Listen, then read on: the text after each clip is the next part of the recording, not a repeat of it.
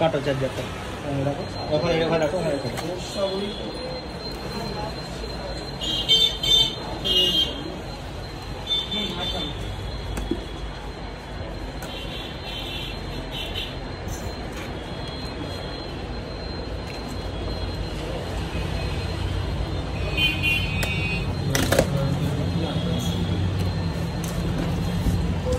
Battery সবসময় থাকে না,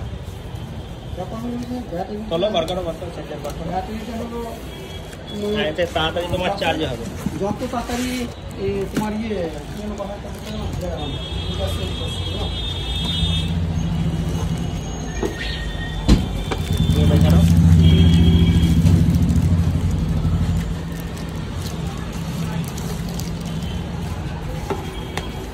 এইভাবে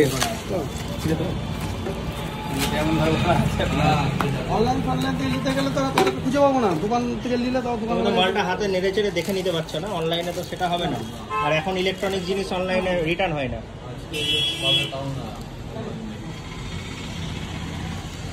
ঠিক আছে।